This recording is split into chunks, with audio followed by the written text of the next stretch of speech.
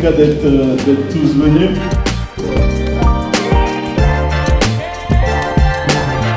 L'idée, c'est de vous montrer tout ce qui a été déjà initié jusque-là pour vous aider à intégrer tout ça et à nous aider à mobiliser encore plus de monde pour les semaines qui arrivent.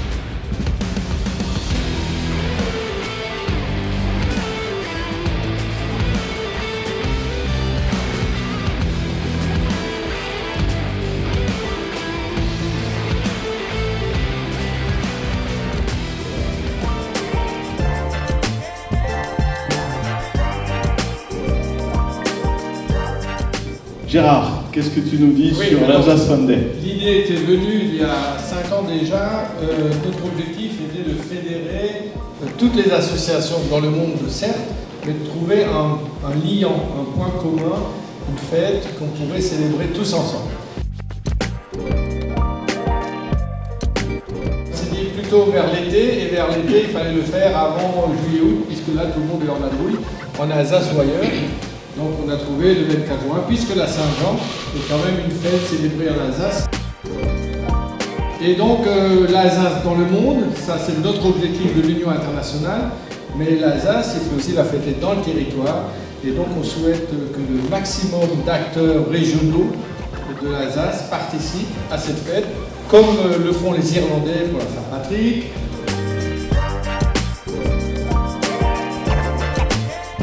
Donc la collectivité européenne d'Alsace est co-organisatrice de l'événement.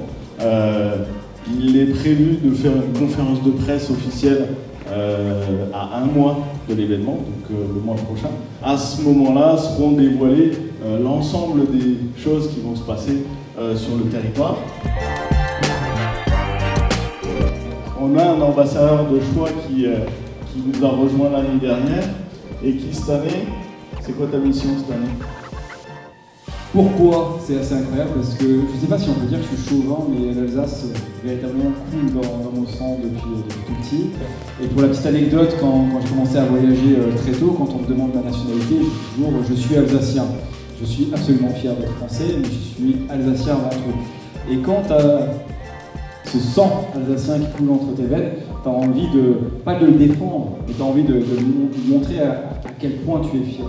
Et cette fierté aujourd'hui, je suis très heureux de la porter pour l'Alsace Fun Day parce que l'Alsace Fun Day aujourd'hui, et pour ceux qui voyagent, quand on rencontre des Alsaciens à travers le monde, on voit à quel point ils sont fiers d'être Alsaciens. Mais souvent chez nous, si je fais un comparatif, j'ai vécu en Corse aussi, ou avec mes amis basques, ou avec mes amis bretons, eux ils sont très fiers chez eux aussi.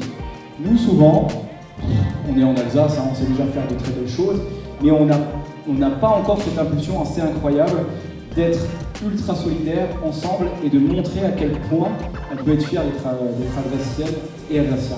Je vais vous faire juste une petite anecdote très rapide. Quand je pars en tournage ou en production nationale, ils sont très contents de me voir, mais ils sont aussi très contents de me voir partir. Pourquoi?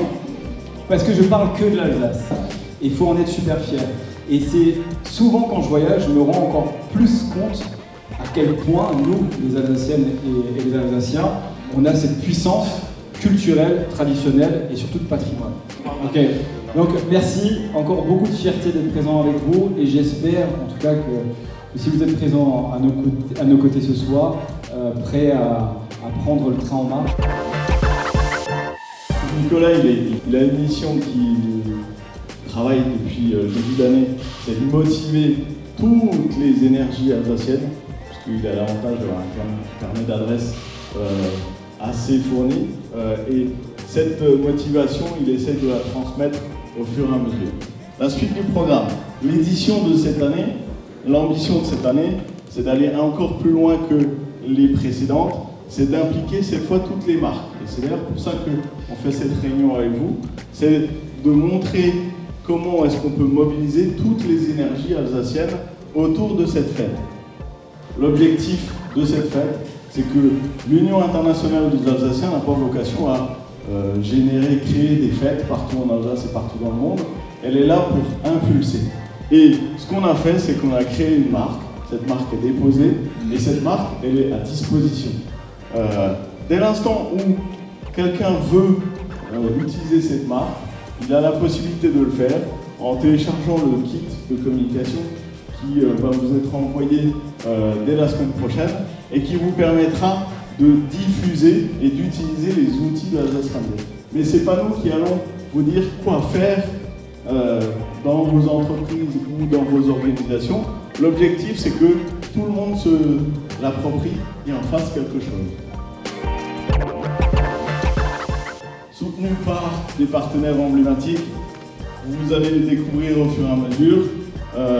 Marc Alsace, qui utilise son réseau pour diffuser un maximum. ADT, tous les offices de tourisme sont mobilisés depuis plusieurs mois pour préparer des choses dans leur territoire.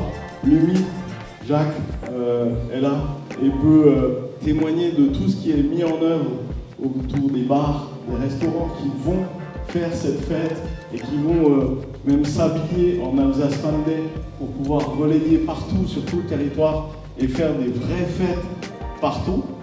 CCI, CMA, ARIA, SIVA, Saint-Vira, Olca, tous ces organismes sont mobilisés depuis le mois d'octobre et créent des événements au fur et à mesure. Un grand partenaire, on est fiers d'avoir le RCS cette année qui nous a rejoints.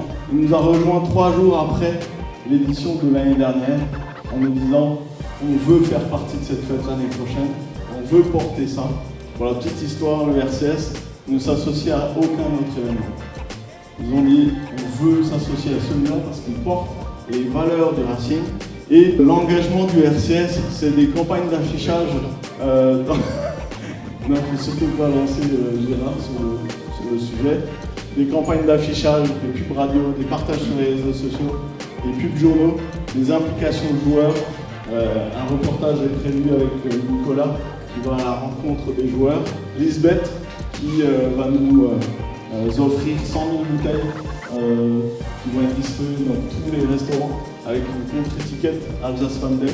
On remercie Jacques et on remercie Nicolas d'avoir impliqué Lisbeth dans cette aventure. Des partenaires privés, Fort Wenger, on va en parler dans les prochaines semaines, mais on va avoir des événements dans tous les magasins Fort Wenger. On va avoir la chance d'avoir l'Alsace Fender représenté sur les Champs-Élysées. Bluebot, on va rapidement en parler, merci Christophe. Carbon Café qui nous fait tout ce qui est motion design, donc toutes les animations vidéo que vous verrez sont faites par Carbon Café. Hop Alsace, chaque fois qu'il y a possibilité de faire des reportages, Hop Alsace nous permet d'avoir accès à des journalistes qui vont sur le terrain et qui vont nous faire des reportages. Et le GRUB, représenté ce soir par Niels, là où l'année dernière on a fait le premier live sur un plateau télé qu'on va reconduire cette année. Bluebot, je ne vais pas vous expliquer et je ne vais pas donner de temps à Christophe parce que sinon on en a pour la soirée. Mais Bluebot va nous aider à faire de la surveillance de tout ce qu'il va y avoir comme impact sur les réseaux sociaux et sur Internet de manière générale pour qu'on voit la portée de l'événement cette année. Jollyfish, donc la société que je représente, on a créé l'Alsace Fender il y a 6 ans ensemble avec Gérard. On est en charge de faire toute la coordination, communication, réseaux sociaux. Vous pouvez rencontrer les équipes ce soir qui sont là. Reportage avec Hugo qui est à la caméra qui revient de Norvège avec Nicolas, les outils numériques qui sont à votre disposition, application, site internet, le live qui aura lieu, et la boîte à Quatch que je vous inviterai à découvrir tout à l'heure, qui permet de générer des vidéos de manière automatisée avec des questions utiles sur l'Alsace. Partenaires, merci Benjamin de nous avoir donné l'opportunité d'avoir cette salle, de pouvoir mettre en place cette première réunion. L'objectif, les DNA vont nous accompagner, DNA Alsace, France Bleu, France 3, vont donner une impulsion. La CEA a mobilisé un budget de communication et de visibilité sur tous ces médias pour amplifier la visibilité de l'événement sur toute l'Alsace. Des fêtes, il y en aura partout dans le monde, comme chaque année, avec des retransmissions en live. Et cette année, on a un événement phare que je vais laisser tout à l'heure présenter par Nicolas. Mais la Norvège va représenter ce qu'on rêvait de faire au début, c'est de faire l'équivalent de la Saint-Patrick et que des pays entiers se mettent à fêter l'Alsace Fan Day. C'est assez incroyable ce qui va se passer cette année. Je vais découvrir rapidement ce qu'il en est.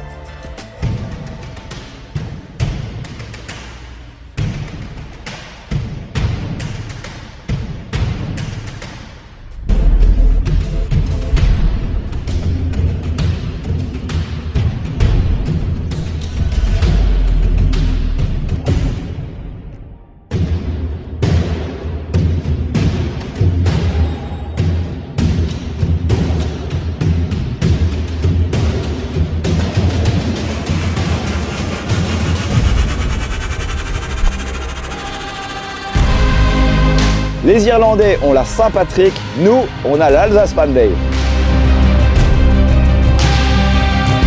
Je vous attends les 23, 24 et 25 juin ici au Ramefjord Hotel pour fêter l'Alsace. Nous allons tout mettre en œuvre pour que cette fête devienne incontournable chaque année.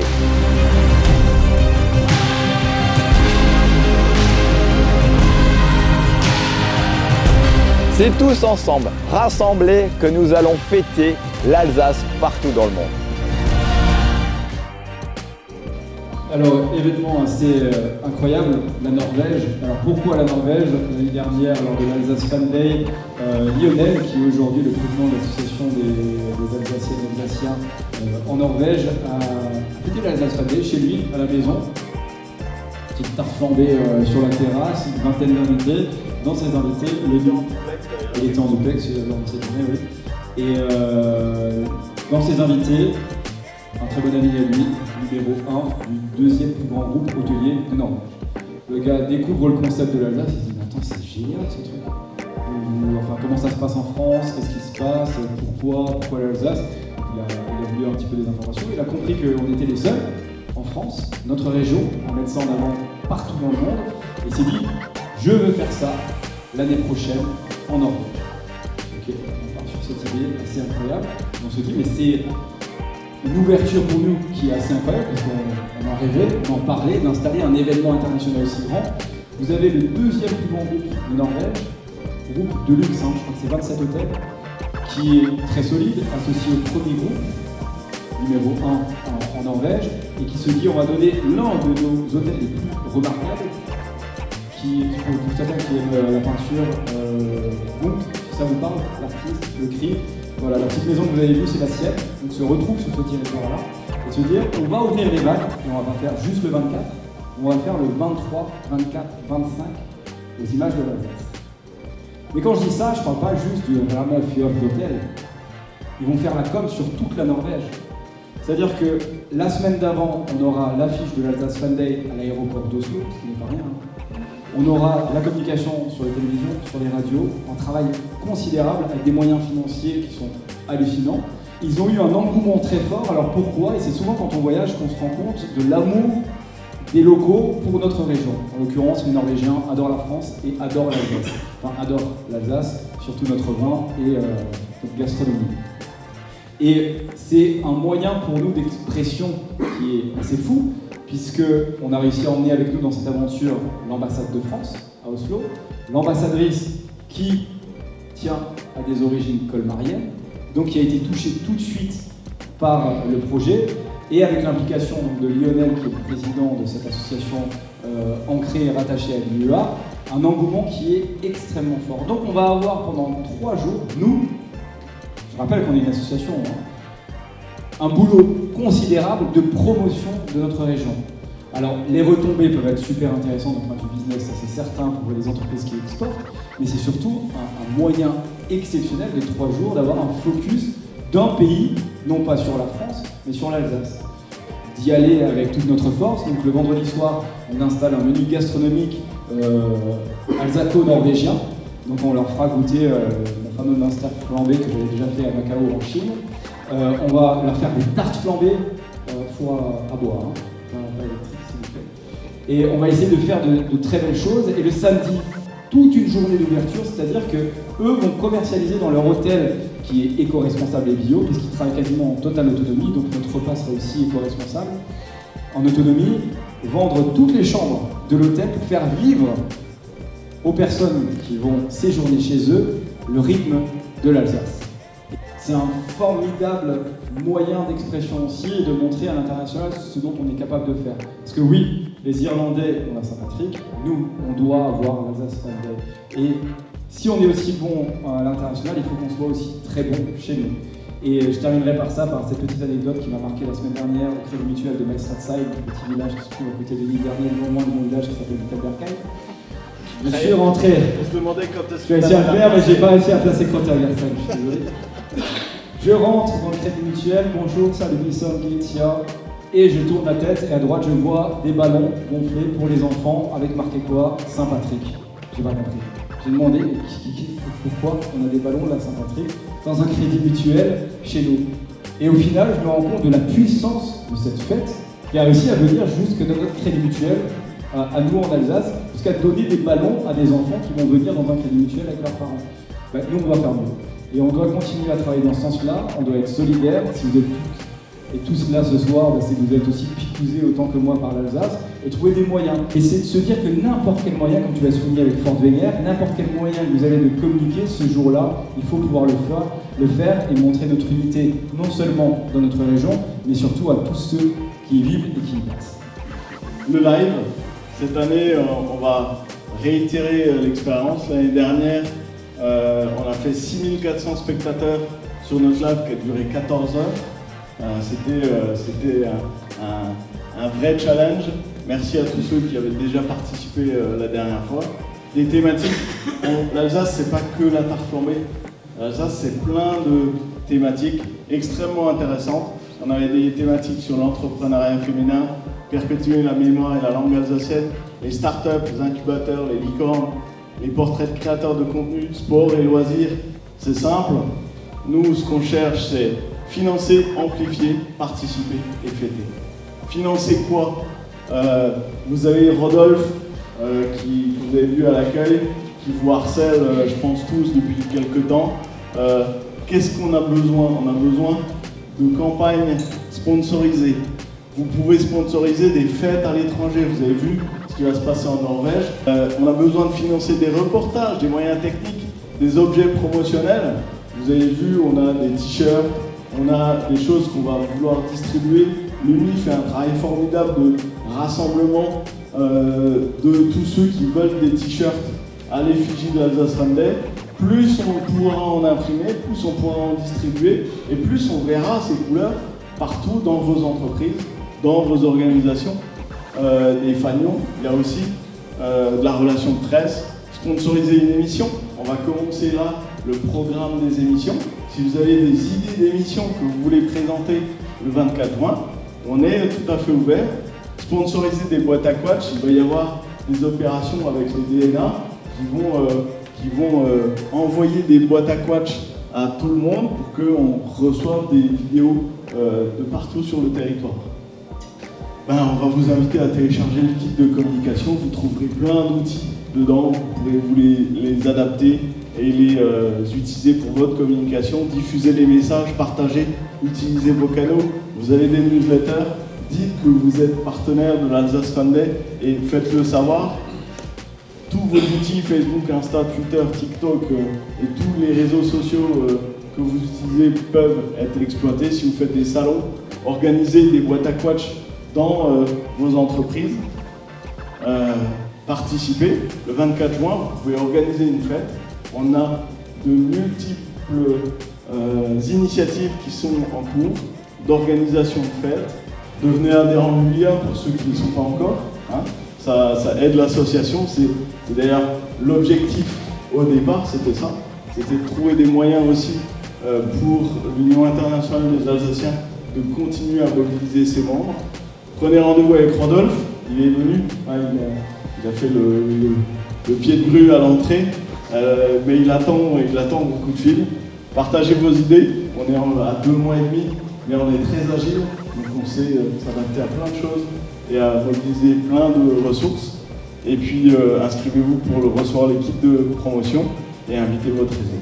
Forcément, l'objectif c'est de mobiliser pour qu'on réussisse le pari qu'on s'est donné il y a 6 ans de créer la Saint-Patrick des Alsaciens. La fête de l'Alsace. La fête de l'Alsace. Merci à tous d'être venus.